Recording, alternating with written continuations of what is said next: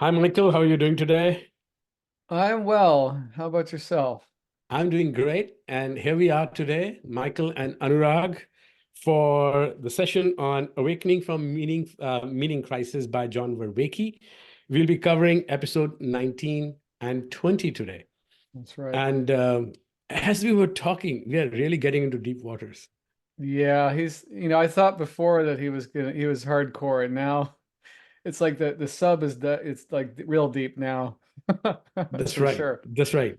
And having done one pass at it, I know we have not, we are getting into deep waters, but we can still feel the ground. Yeah, no, that's true. I mean, I don't feel like I don't feel like I've gone over the edge. I'm just hanging on with my fingernails, but I'm there, still Um, there. And like you were saying, you had gone through a couple of times, is dense material, a lot of concepts back to back. Um, let's start with episode 19, which was on Augustine and Aquinas, Thomas Aquinas. You want to kick us off? Like, what do you think? Like, what comes to your mind? um let me see if I can put it in order here. Well, he was what I remember is that he was talking about how all these different elements from the past traditions were brought together, right? And the best of Aristotelian science, um, you see, nomological order, which brought Aristotelian science, normative order that brought the best of Platonic spirituality, and then you have the narrative order that brought the best of Christian process, right? So that's and then that so as he put it, the best psychotechnologies available were kind of brought put together like you've got an alloy for a metal. You're like, okay, let's put this all together, and it was a good, I think, a very good um combination. But then this is where he starts to begin his explanation of how, I mean, we're leading up to this in 20, but how some new ideas are going to start fractionating how people see existence. I think that's how Yeah, I would frame it. And yeah, I actually have found that part to be riveting is a good word. yeah, Because one of the things that we're witnessing now, actually, what we're witnessing now is a fractionating of how people process the world in our current culture. yeah, And, it's kind of a overwhelming and intimidating thing to be in the middle of. yeah, yeah. But when I'm reading this, I'm like, oh, wow, not the first time, has it? Ex- Not at all. I mean, but also I think that what I'm reading, and I think this is purposeful on his part, what I'm reading now is explaining Yes. how it comes about and even what is in some degree happening now to our Yeah. understanding of how we frame things. So That's uh, a you know, that's a good frame because that cuts right into the heart of, episode 19 and tease up 20, because the way I took away some notes which were interesting to me, to first, this idea that with Augustine, one of the pieces that were coming together was the Christianity, Neoplatonism, Gnosticism. And as you summarized, at the heart was three different ways of making meaning. And he goes so far as to say that the modern cog size supports effectively the drivers of meaning. And, yeah, and in the modern cog size sense, the three drivers he said was coherence, making sense of the world. yep, And then he translates that into nomological order and hmm, how Aristotelian view of how to make sense of the world resulted in search for truth, the truth being how good a grip you have on the world. And the second psychological pillar of meaning by modern cognition is significance.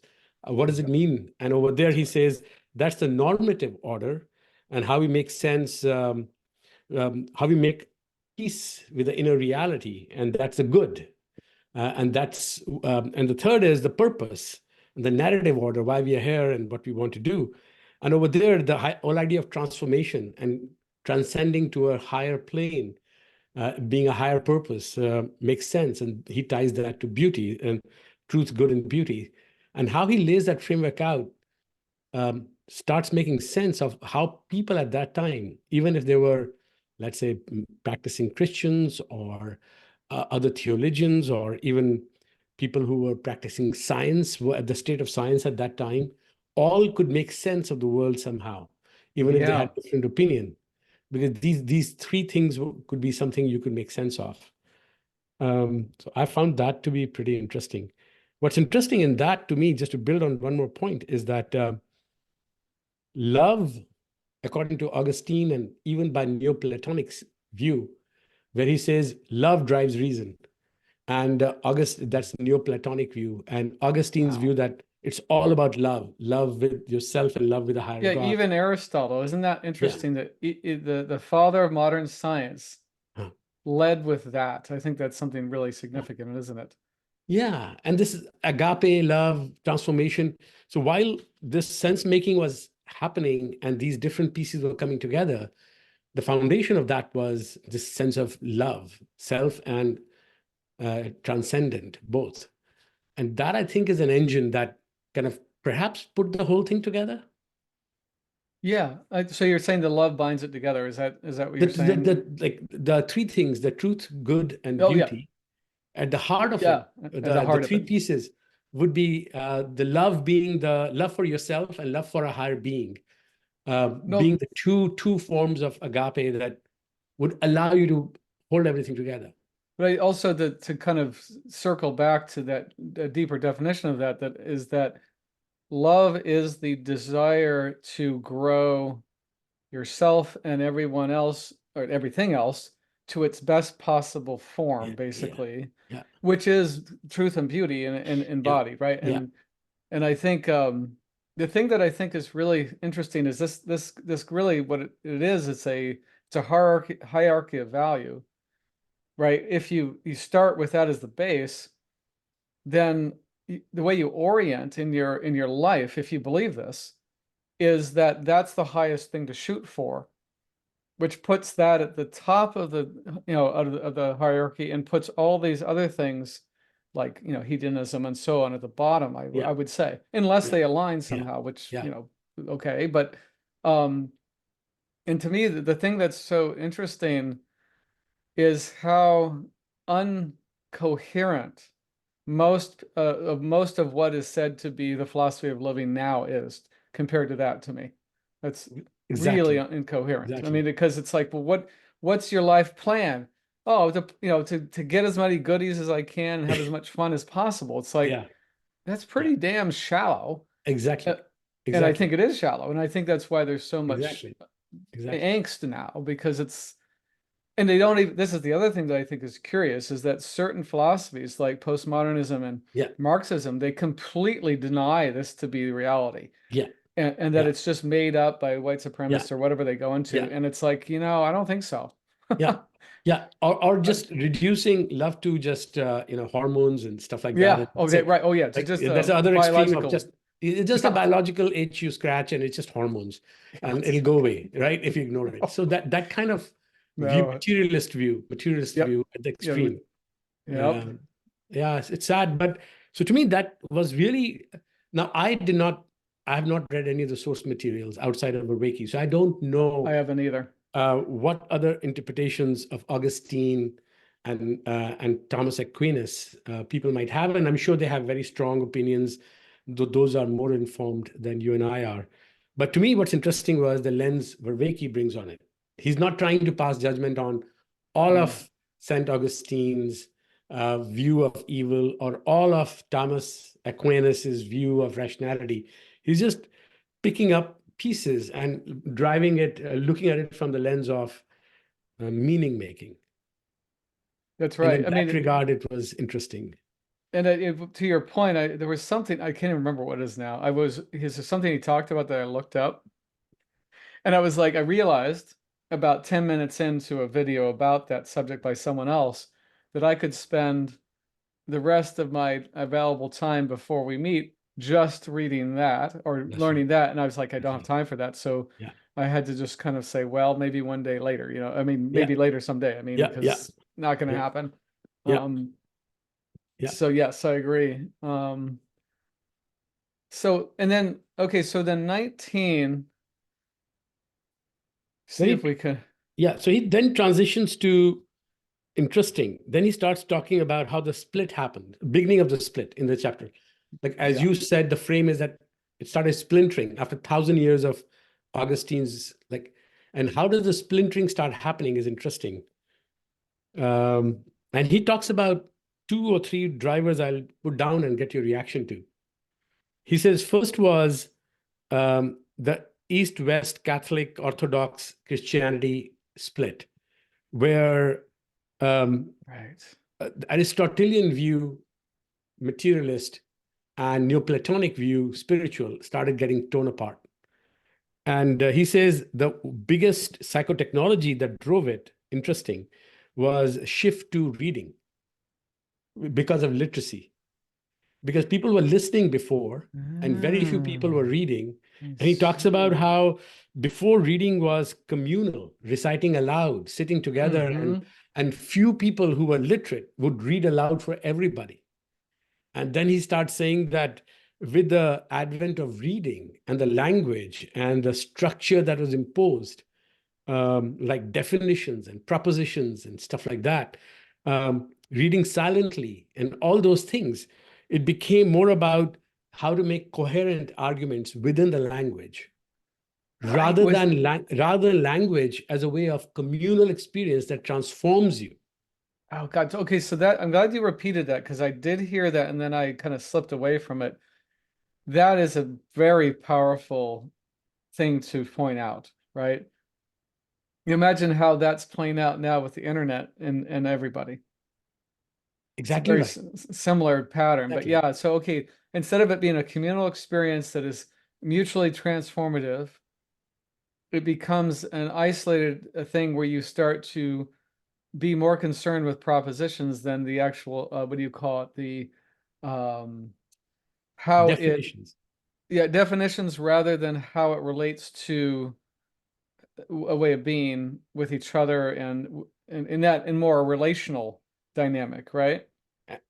And the idea that when we sit in so the example that came to mind when I came across is that idea that you and I and 1,000 people could debate on Twitter definition of a word and kind of break off relationships and get all virulent and Yeah, yeah. angry about Oh my propositions God. of blank words, right? Totally. Versus 10 people sitting in a room and reading a chapter of Aristotle or Plato or anything, Mm. and actually having discourse around, hey, listen, what do you mean by that? And I didn't take that away. The kind of thing we're doing now. What a night and day difference. One is Yeah. transformative, other is Wow. just Well, performative. yeah, it's actually separating. Yeah, And it's the other thing that's very curious is that it does fit the McGilchrist right brain dominance model very well. Because that's left brain is always, I know better than you, and I'm arrogant, and I'm separate, and I'm dehumanizing, blah blah blah. And the other one is the relational interconnectedness of being, right? But it's an interesting thing to bring up too with what you're saying, because I just heard this very interesting conversation between I think his name's Tom, I can't remember his last name. Um, what's it called? It's on YouTube and it's something theory. It's anyway, they were talking about this, and here's what Peterson said that I thought was really striking. He said, propositional statements about God are absolutely worthless and shallow. He says, who cares what you think about what God might be or not? How are you living? Like, how are you showing up? That's what, that he goes, who cares? You can, propositional all you like, I believe in God, whatever. He goes, but if you're, he didn't say this, but if you're screwing the neighbor's wife, then what you just said doesn't mean a damn thing.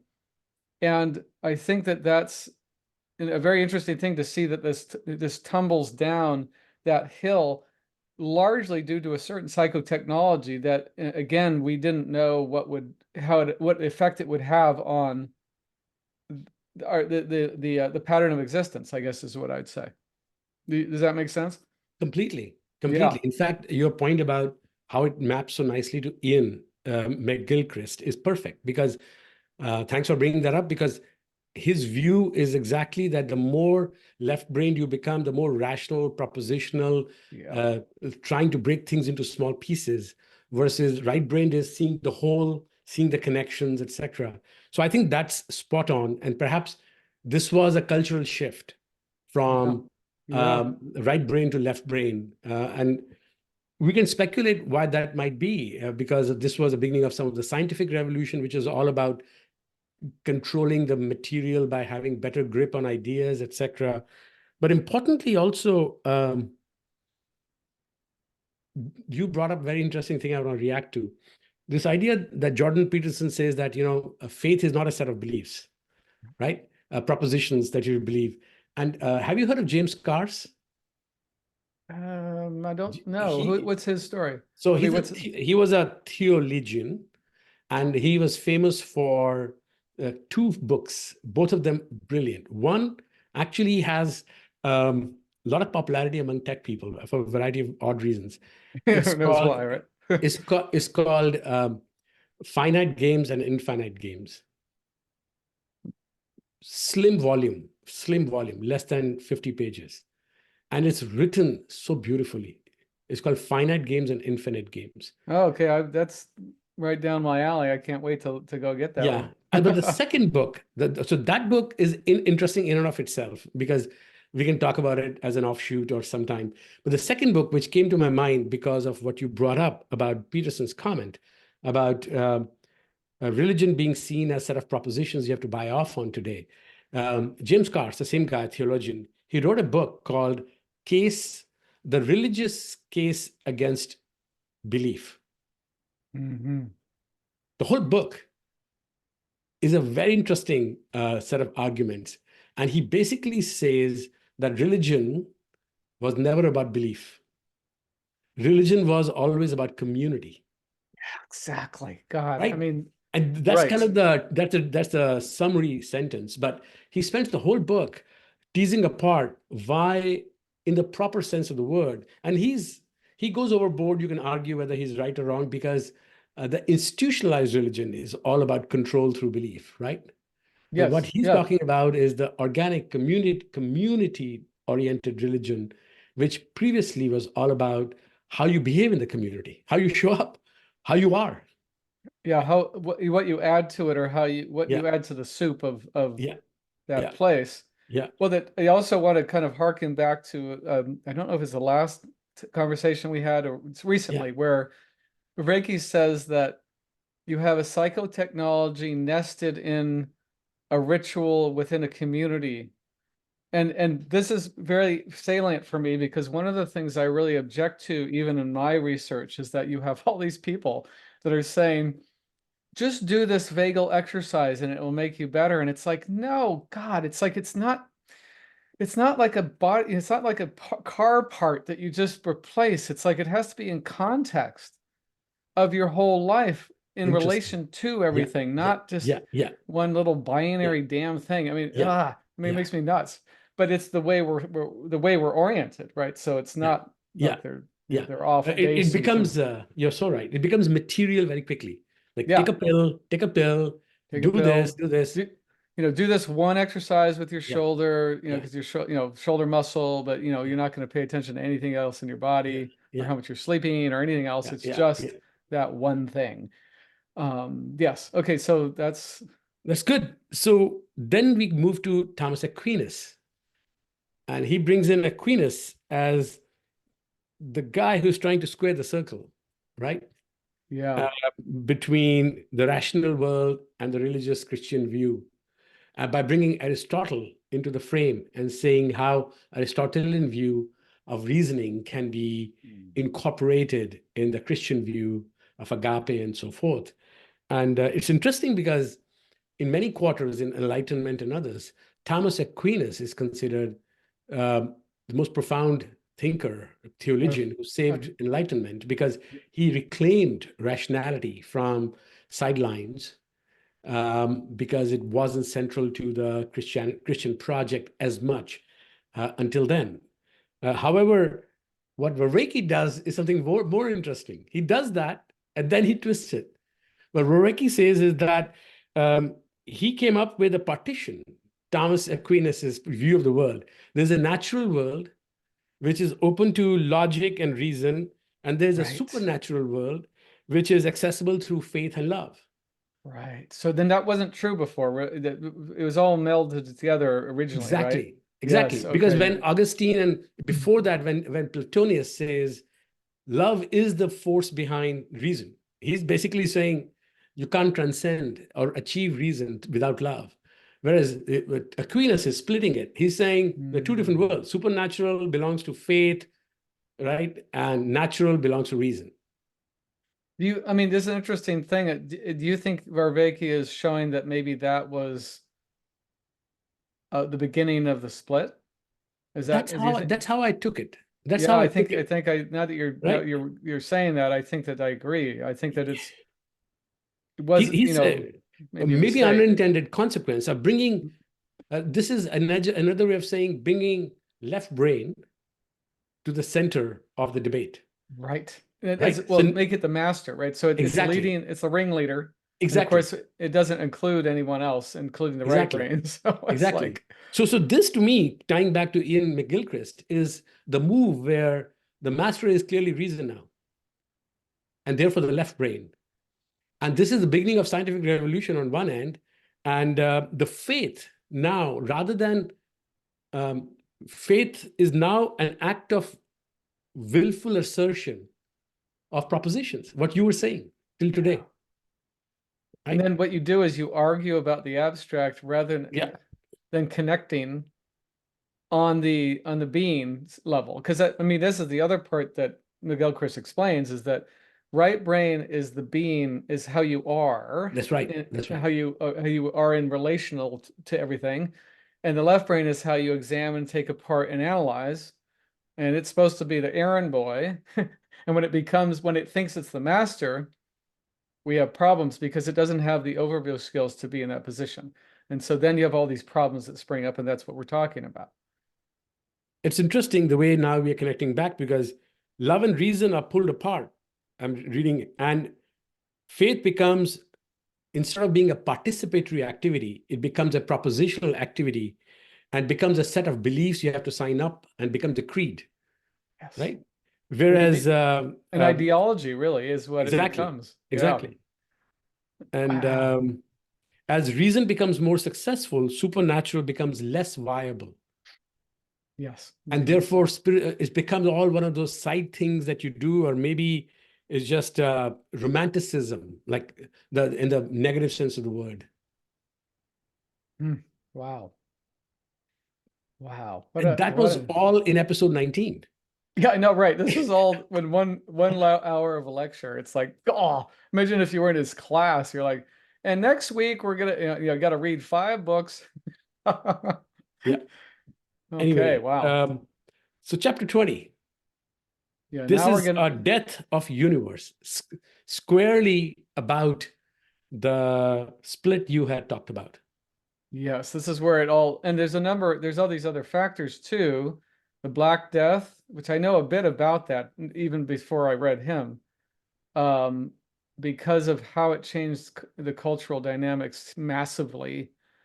Yeah, I would say for the better in that case, because what you had is, the serf class disappeared because they were like, hey, there's not one else there's not enough of us to cut the crop, to harvest the crops, so we want 4 times our normal wage, and they had to say yes, and then it never went back. So, and many other things, I'm sure, but that was a huge piece. I did not know that. That's an unintended consequence. Yeah, I mean and this is the thing that when I read that, I was just so shocked. I was like, God, I wonder how long it would have taken if the Black Death hadn't forced it on society. And this is one of the things I took away from that, and many other things I've read, is that that humans were so funny. You don't have any clue the effect of a cultural shift that will have, and especially long term, because it could be something that seems good, like birth control is a good example. And I'm not saying it isn't all, but I don't say it's all good or all bad, but I've become aware of that birth control apparently changes women's psychology quite dramatically. And it also has a lot of risks that they never talk about. And then there's these, I also heard that abortion wasn't really an issue until the birth control pill was available. And because it has a failure rate of about 10%, you now had a massive number of people that wanted an abortion instead of just very, very few, because most people were abstaining because there was this consequence. Yeah. And, again, I don't have any higher level opinion about all this at this point, but I'm just saying that, something that may seem wonderful, is, we'll see. Yeah, no, I completely agree. In fact, it brings to mind, building on what you're saying, it brings to mind, since I write and think a lot about technology and technology evolution, in not just today, but overall, what's interesting is that virtually every technology of substance actually has both sides. Yeah. Right? Both sides. Yeah, absolutely. Right? So because it is designed to capture or harness the nature in a certain way, that harnessing clearly has benefits. That's why you harness it through the technology that is invented. But the harnessing can create second order problems that you actually don't know till you harness. You don't know what it'll be until you get fully invested. Exactly. Yeah. And then you're like, So it's like getting married and saying, oh my God, I didn't realize that you had these habits. it is what our friend Vervaeke would say, participatory. Like you have to live it to understand and use it. You have to use the tools to know how it will change. Well, yeah, part of what I love about Vervaeke, because this is something that I've been harping on for years within my own experience, and then I'm finding people like Vervaeke and McGilchrist and many others that are speaking it out, and I'm like, look,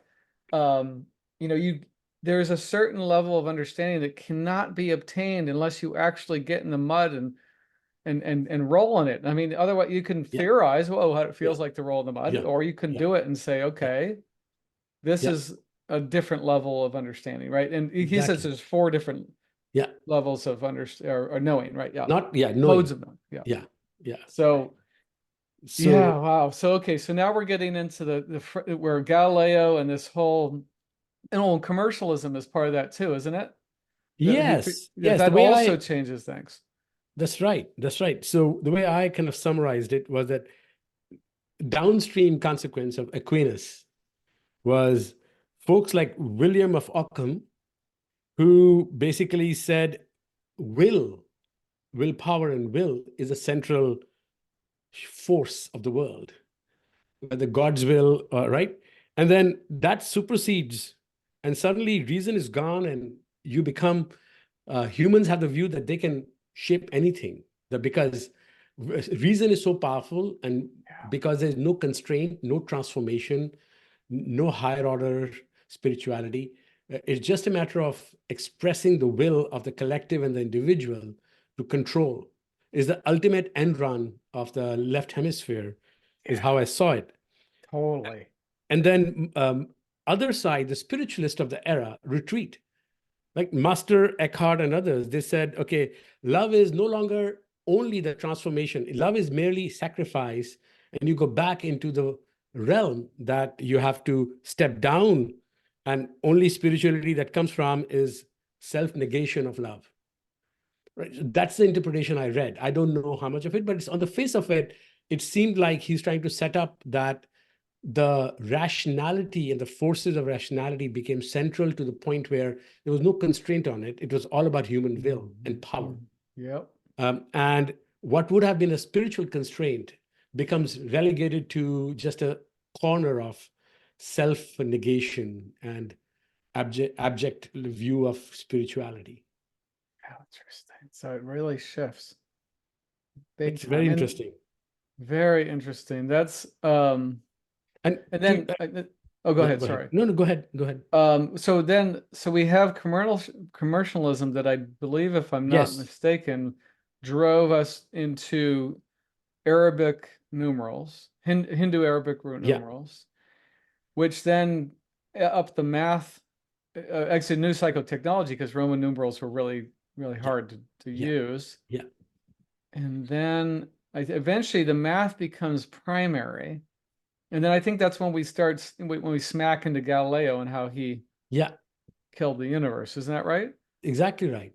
Exactly right. And the way I think he laid it out was interesting to build on what you were saying. Starts with commercialization after Black Death and all the things like shortage of human, but then origin of corporations, the secular state emerges, Oh, and the insurance, insurance, investment. financial. Yeah, But what's right. interesting is that the psychotechnology of numerals, including early formations, I think of how to capture algebra, numerals and algebra both get codified into transactions and commercial purposes. And now you have math reappearing after Pythagoras as a way of controlling universe, controlling nature. Oh, right, because they say that the math is the only truth. They got it. Yes, He got into that part, right? Because it's the yes, only pure truth, but truer than yeah, God himself, or I don't know. I mean, it went yeah. into that sort of thing. And what's interesting about me was that about this was that the Copernicus, when he comes out and proves through math, right, that Earth is not at the center because the math is simpler, right? Right, right. The I mean, math is simpler, and that it explains. works better if you don't, if you put the sun at the Exactly. center. That's yeah, right. It's like And then what's interesting is that if that is the case, then we get relegated to not even part of a universe where we matter. And we keep getting relegated. Humans keep getting relegated down that thing that everything is in doubt now. yeah. Right? Everything becomes in doubt. And to your point, then Galileo comes out and says, like, universe is inert, not capable of moving, right? With that, it doesn't have purpose. That's right. He says it's Yes, devoid of purpose. It's yes, random. And that this exactly, is exactly what the rationalists keep pounding at us. exactly. Nothing's, nothing happens except for Yeah, random choice, chance, which by the way, Miguel Chris argues vehemently against. He says that doesn't make sense when you look at no, exactly right. evolution. So, Yeah. anyway, yeah, interesting. So this Wow. is, I think, the beginning of materialism, where the ancient view was matter had the potential to be something else, any matter, including yourself, to transcend. Whereas now it says the world is universe happens to be completely spiritless, right? Purposeless. And humans happen to be one of those random few things that happen to have some purpose. Why? Who knows? But it's even that, it's random. Well, Yeah. here's the other thing that's interesting if you want to look at McGilchrist through McGilchrist glasses, is that the left wants certainty. Math is great for that. So it's like total cocaine for the left brain, man. That's It's right. like, That's right. although higher math requires a lot of right brain Much input, later. Much later. but that's Yeah. down the road. Yeah. This is interesting. Okay. It's so interesting. And then what I think the nail in the coffin, according to this line of argument, is that if that is the case and the universe is inert and humans, all they have is will, then there's no basis for evil. Right. You can Anything discard goes. that and say it's just objective, blah, It's blah, just blah. my will. Yeah. Right. Oh boy, here we're going down that slope now, are we? It's very, very interesting. So it's very Wow. interesting because I think it ends up where objects are only real, only abstractions are real, only mathematical proofs are real. And that's kind of where So let's see, Galileo, is that what year is that when I mean the spread of time? Let's see, uh, let me, when is Galileo? yeah. Is that the 1500s or is that before that? No, it's definitely 16th century, 1560s born, died in Okay, he 1640. was So it's born in early 1564. 17th century. Yeah, oh yeah, right. Okay, that makes sense now. So we're getting into that time when we are setting ourselves up for the Industrial Revolution, apparently, more or less. Yes, the scientific revolution to begin Uh, with, for sure. Yeah, and then the Right? industrial, yeah, and that Yeah, follows by, so it's yeah. like 17 by the 1700s they were really cranking on the and what Descartes, when was he around? I'm He sure comes he's coming later. up. He comes later, right? The next next two lectures are about actually Martin Luther and Descartes. Oh, it is. Oh, okay, so we're gonna get to him. Yeah. Yeah, I know that it wasn't brought up yet. So he's And he's then, in okay, he's 1596. So he was born a bit after Galileo, and then he lived a bit, yeah, almost to the 1700s. Okay, so that I just want to get that frame because I didn't really have that in my head very clearly. yeah, yeah. So here's where we're cranking up for I think therefore I am statement. Yes, yes. I think the way you started the conversation was that this is beginning of the split, and the split is not yet complete. I think we still go through another 4 to 6 lectures. Mm-hmm. I think till we get to deeper and deeper implications of it. Um, so it's Hmm. very, very fascinating. All what to me is interesting is that all these characters, Galileo, Copernicus, before that Aristotle, Thomas Aquinas, are clearly the heroes of Enlightenment and post-Enlightenment scientific community. They look at these folks as guiding lights through the patch of darkness all throughout Middle Ages and so forth. Um, what's interesting is that I think he doesn't come out and say so, Vervaeke, but he is pointing out the unintended consequences of these giants. Yeah, and then not to, I mean, the thing that's really amazing to me is you can't deny how brilliant they were and how they offered us tools that are really important. But in the process, they drop part of the, you know, it's like they dropped something and realized they dropped something. And that was important. And that would lead to all Exactly. kinds of Exactly. suffering and Exactly. trouble down the road. Yeah. Yeah, it's I still prefer to have lived in a world where these folks drove this revolution because the last 300 years of humankind is so unique and exceptional that there is no right. contest that we want a world without these thinkers and their contributions. It's just that, uh, to you said, we just dropped something along the way. Well, I mean, I think that what this brings up for me is something I learned through a book called 1493, which was, did you read that one? Charles Mann. Yeah. Yeah. And the thing I loved about the book is, he's a very overview kind of brain, right? And that's how I like to operate. So he's explained that the Columbia Exchange, which is, the Yeah. contact with the Americas, had this ripple effect, which both caused horrendous death and injustice, but also the technologies created incredible benefits as well.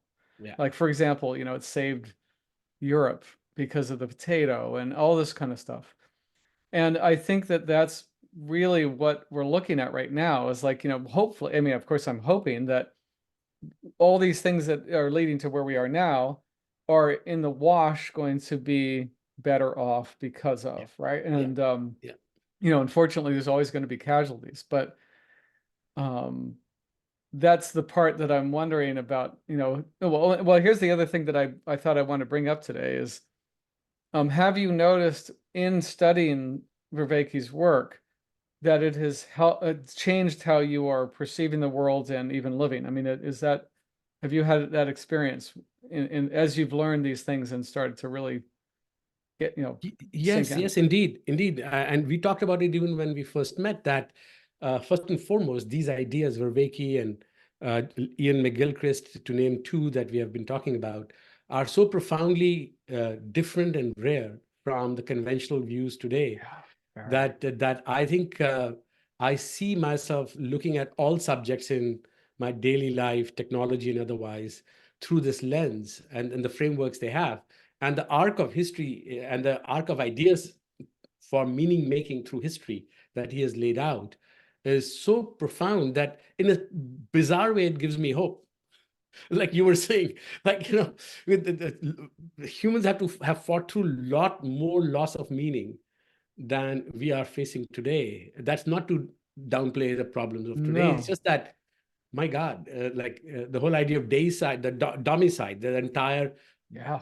death of your homes during post-Greek era and so forth. And I mean, and there's many other times too. So yeah, yes, it's because I have found more and more the more because I'm spending a lot of time with a lot of material that, this and Yeah. Peterson's work and McGilchrist, and there's other people that I'm listening to, and it's starting to sink in a way that I've noticed it's really changing how I orient about everything, just like you're saying. And, I had the same experience when I studied polyvagal theory, which actually, I think it actually syncs with McGilchrist's work really well, even though I don't think those two even know about each Yeah. other.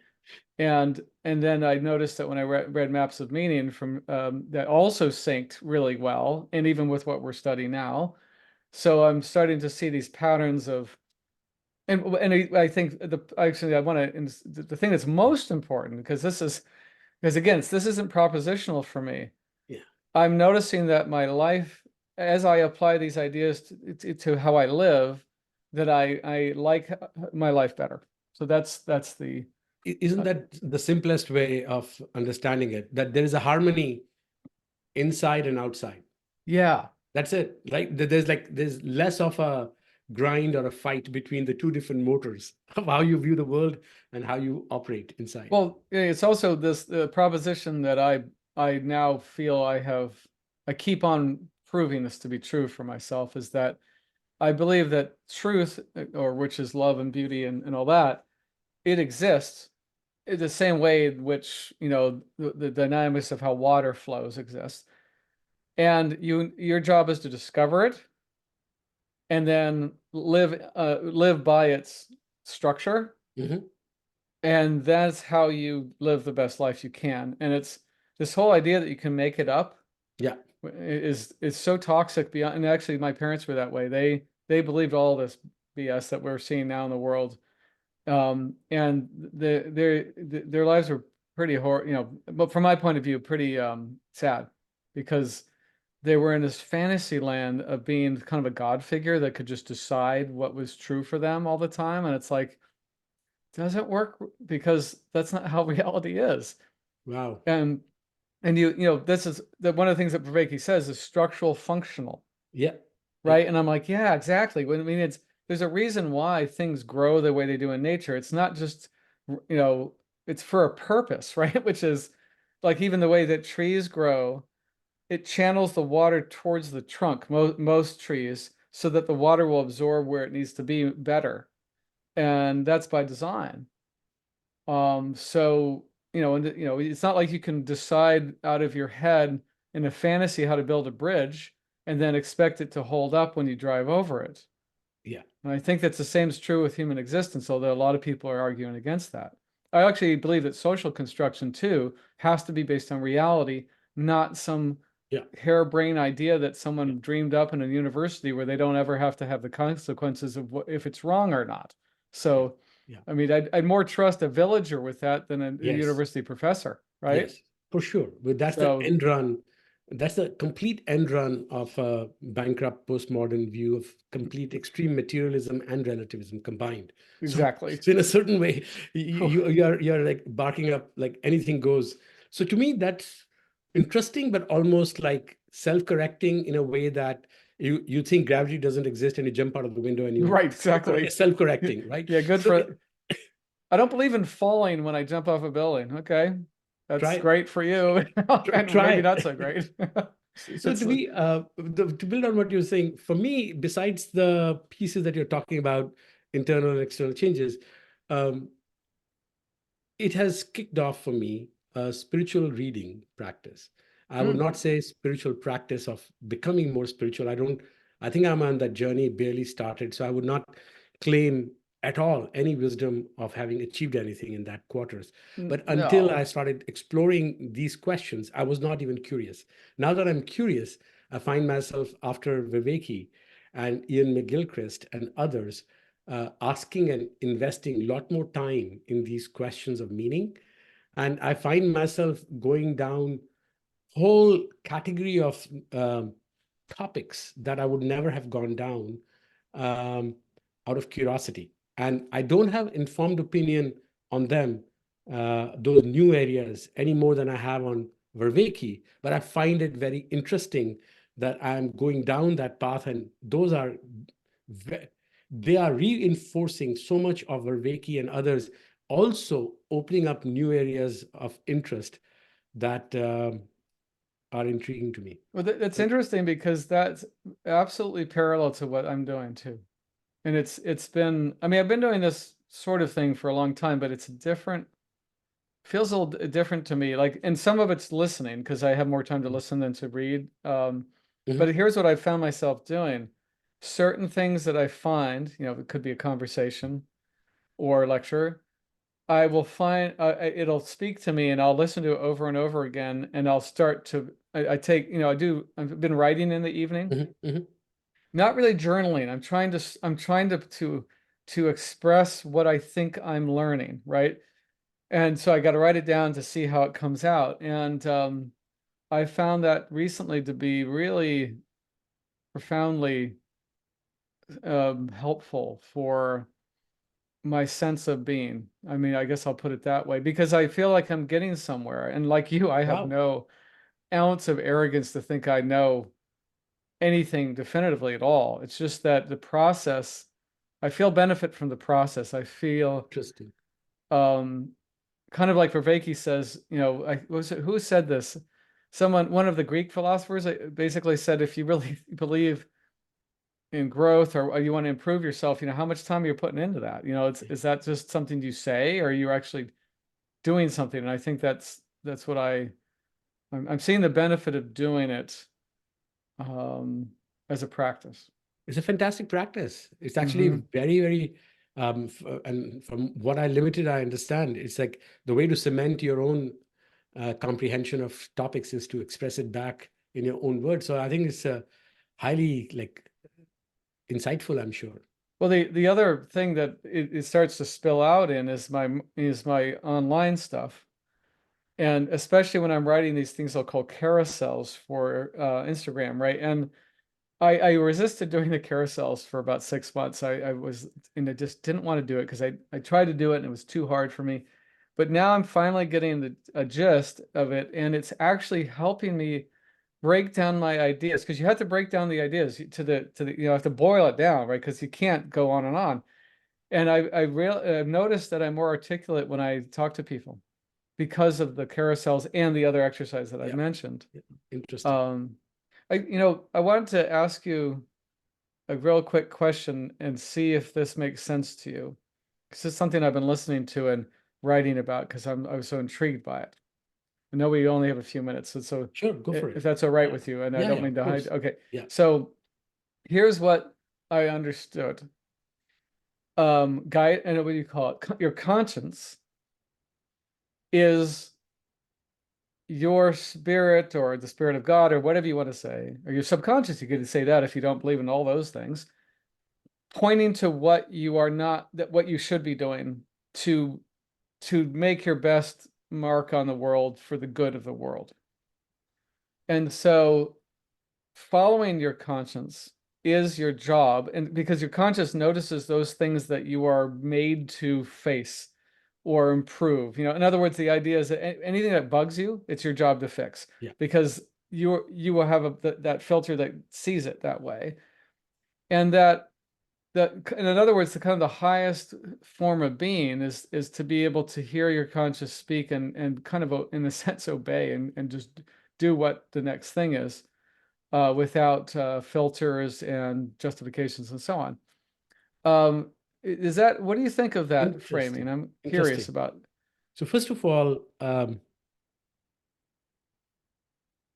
I don't use the term conscience because to me, conscience has a narrower meaning, like in the modern parlance of conscience, of saying, you know, at some level, you are doing something right and wrong, and you fool yourself into other belief systems. But at some point, the subconscious part of you, or even it can't be fully subconscious. It is conscious at the level that you can access the discomfort of it. And that's, to me, that's conscious. Whereas the way I tend to understand what you're saying and arrive at the same output, the same conclusion, is the Jungian view that we are many parts, and only a small part, our ego, is under our control. And there is so much inside us that we don't have access to. But we have to pay attention to it and start bringing that out through dreams and otherwise, and integrate it, our shadows, And I do believe that there is this idea because of that, that you come into being, you literally are transformed through that process to become what you were meant to be. You know, I Right? didn't realize that that's a Jungian framework. God, I swear to God, I ran into it not just on my own, but I haven't really studied Jung. I have And to send you the yeah, best book of Jung. please That do, because I know it just been tickling at me for a while, but oh, that I should read because I know about some of his ideas and I've been using some of them, but I have never done a real study of Jung. okay. So the Wow. best, the many books, the two books. There's a best Jungian writer alive today, is by the fellow called James Hollis, Hollis. He is a practicing Jungian therapist, and anything he writes is the bonus is that not only is he very good, he's so good a writer that it's a delight to read every sentence he writes. He's that good a writer. And the book I recommend is A Life of Meaning or Living an Examined Life. Living an Examined Life or A Life of Meaning, both of those. I've read a good bit of his work. And then he also has audiobooks, which actually give you a lot of exercises, etc., to Oh, go wow, through. really? Okay, this And so is he's really the person to look at. And he's quite old now, he's 80, 84 or something, but his work is seminal, and yeah, we can talk about I, it. I mean, I know we're almost out of time, but Yeah, no this is the worries. crazy thing is that recently I have had the experience of coming to this realization, partly through the neuroscience that I know and so on, that there's something in me that have I don't have any control of, and that my best bet is to relate to it differently. And I've been doing that, and it's really helping. So it's, I had a moment where I had it was an upset or something. Yes, I had an Mhm. upset. And instead of running away from it and distracting myself, I actually sat with it. And I went through a very painful memory. And then I had this moment where I was saying, I just said to my subconscious, what is it that you really need right now? And I was sincere. So I wasn't bullshitting myself. This was real. And I got an answer. I got a fucking answer. And it wasn't like verbal, but it was a sense. And then and here was the other thing that was crazy.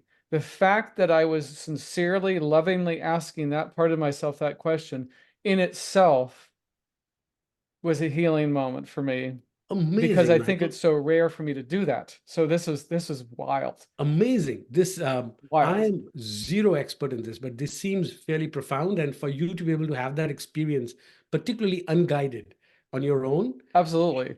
yeah, Yeah. shows that you are actually experimenting a lot in good faith with your own self, with your Well, own that and psyche. and here was the other part of it that was so wild because I've been studying and I know about a lot of somatic work and expect what's called somatic experiencing, which is that you're aware of Yeah, your yeah, body sensations. yeah, yeah. So every time, so I would ask the question over and over again. But the first time I asked that question, I had this wild, very unique sensation that was in my body. It was like prickly, but not unpleasant in parts of my chest and down my arms into my fingers. And at the first time it happened, it was extremely intense, but not unpleasant. And I felt like, hey, this feels good in a way. And it was a very, very energized feeling in my body. And then I asked again and I got it again. So it was predictable. Almost every time I would ask the question, what do you want right now? And then I did it probably 4 or 5 times in a row and it started to fade in the intensity. But I was like, again, I was talking to somebody who I had no say over, and I was getting a response that was very distinctive. Interesting. So anyway, yeah, wow, just Thank and you it's for I sharing that. Thank you for sharing that because I think part of these conversations that I enjoy is our ability to go on these side tracks. So yeah, thank you, and I appreciate you sure, helping me. and I actually really appreciate that you had the material more organized than I did because if someone said, okay, tell us, just talk it through by memory, I'd like, yeah, I So would have so fallen on my face. I'm gonna do a I'm gonna do a reveal that is gonna exposed me completely. Uh-oh. Okay, what's that? Oh, I know. Yeah, but you told me about notes. There's nothing wrong with notes, but I don't even have those. That's the No, problem. my See, I point didn't have. is, when I went through Vervaeke for the first time, Yep. I knew this is such an investment of time that while I was listening to it, I took notes. Yeah. That's And the second time, I'm actually just going through my notes. right. Well, that what I did before that worked is that I'll listen first and then I'll read and take notes. So this is That makes sense. because I have time in the car. But That makes this sense. last cycle, I was very busy with many things. I didn't have the time. But yeah, no, it's not. I don't. But I mean, just even if they said read from your notes, I'm like, oh, I don't have any. So, Okay. so I'm really glad that you did that, and it's really helpful. This is fantastic conversation. If you don't mind, we'll wrap up and Yep. set up for the next time. Yeah. Let's take a look at.